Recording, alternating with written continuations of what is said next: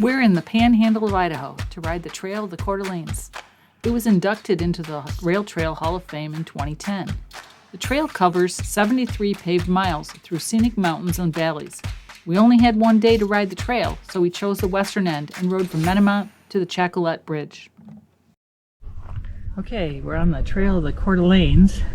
We're starting in Medimont, and I don't know how far we're going to get today, but we'll see how this turns out.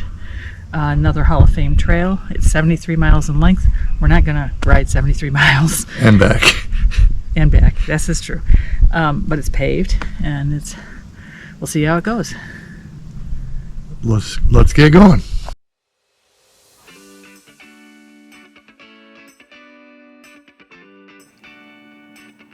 The Trail of the Coeur d'Alene bike path follows the Union Pacific Railroad right-of-way from Milan, a mountain mining town near the Montana border, to Plummer, a town on the prairie near the Washington border.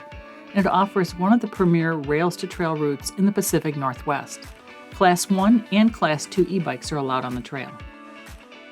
We started in Medimont because we wanted to ride to the Chatcolet Bridge.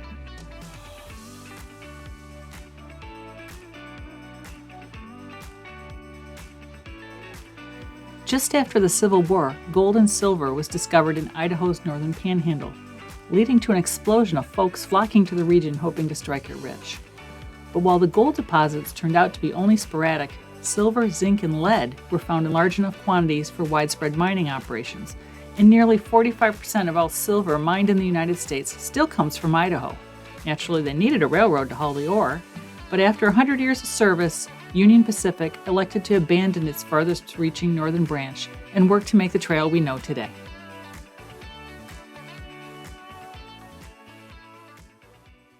We're a couple miles down the Trail of the Coeur d'Alene, and it's a beautiful morning.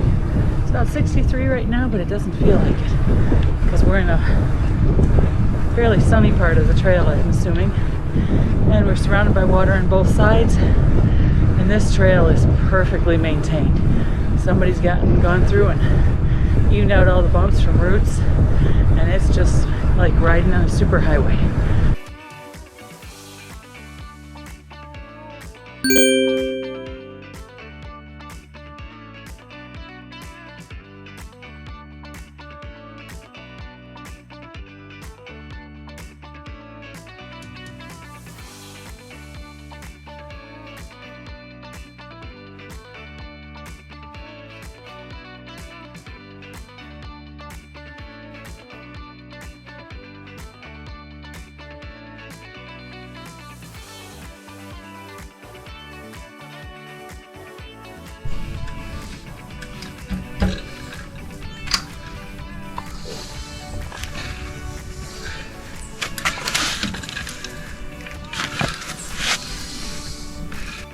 Between Medimont and Harrison, the trail passes through Idaho's Chain of Lakes region, linked by the Coeur d'Alene River.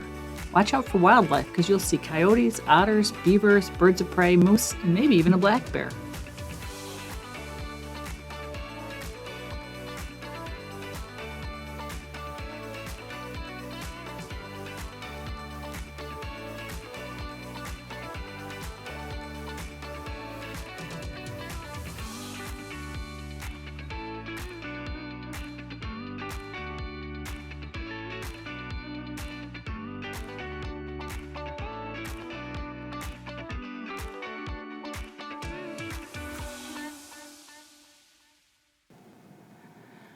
The rail line was abandoned in 1991, and the trail officially opened in March 2004.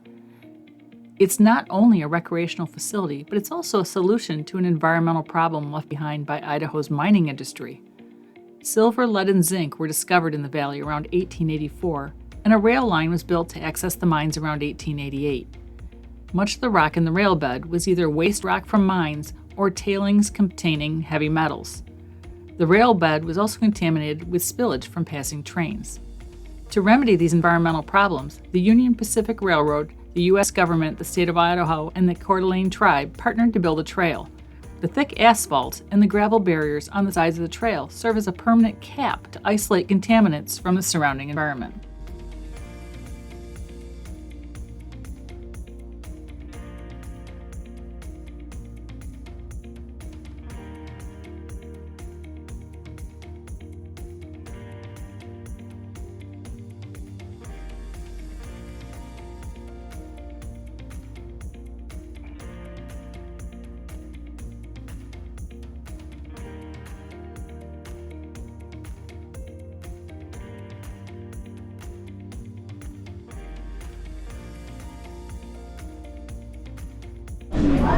Some things never change. Here's a picture of my lunch. It was a black and blue burger. It was really good. But as usual, I was really hungry and had to eat it before I could take a photo of it. And you are much better. Okay, here is the place we just had our lunch. And it was basically right at the corner of the trail in Harrison. You can't miss it, on the water.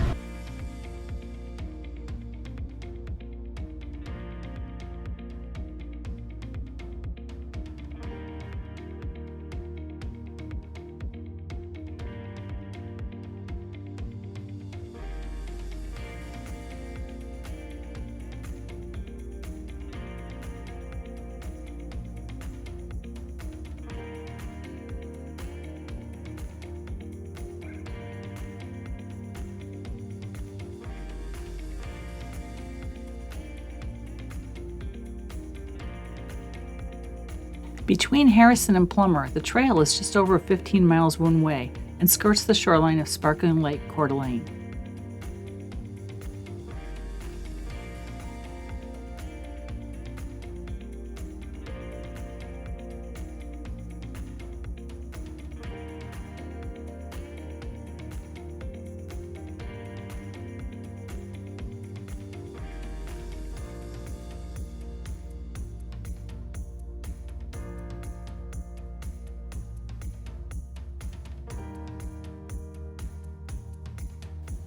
Look closely and you'll see the Chatcolet Bridge off in the distance.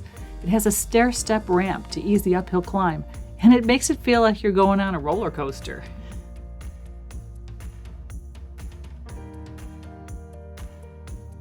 Okay, here we are finally at the Coeur d'Alene's Bridge. I think this is like the centerpiece of this trail. I don't know if you can even see it behind me. Maybe behind Randy. Maybe Randy, if you come. I don't know if you can see it behind us.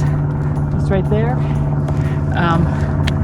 But we're gonna get on our bikes and go ride it! Yay!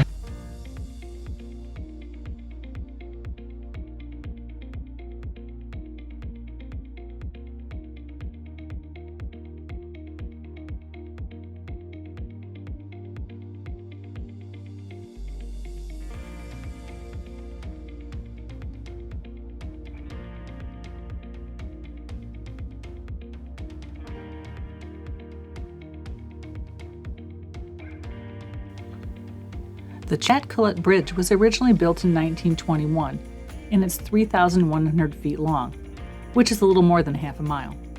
And you can't help but get the feeling that the bridge goes on forever. And it's such a beautiful ride, you don't ever want it to end.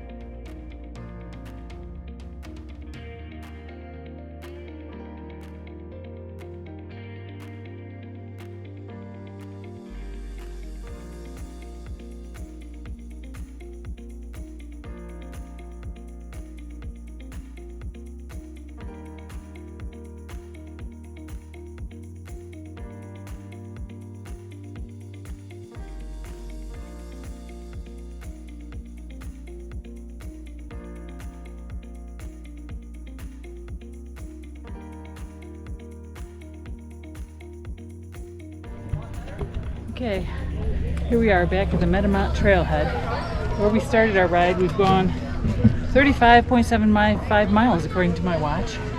So a good hefty ride, and this is like a super popular place right now.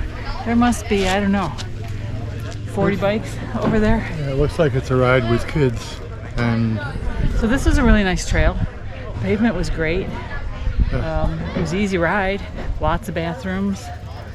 One place for food, but that was right where we wanted it. And so on to the next. Yeah, the beautiful lake, and so different than the eastern trails with the, I guess, the landscape around and the trees. It's all pines as opposed to the hardwoods we see back east.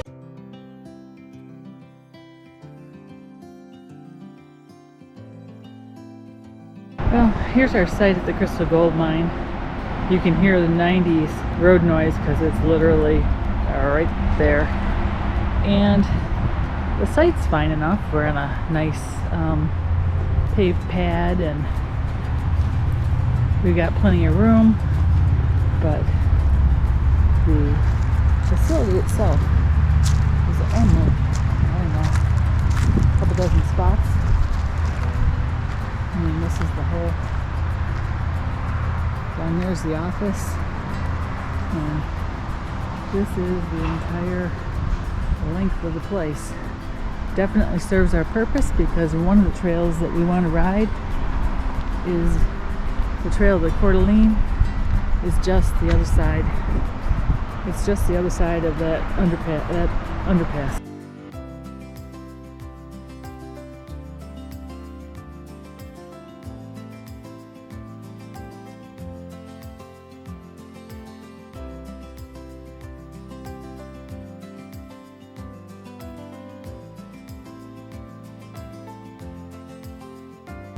It just goes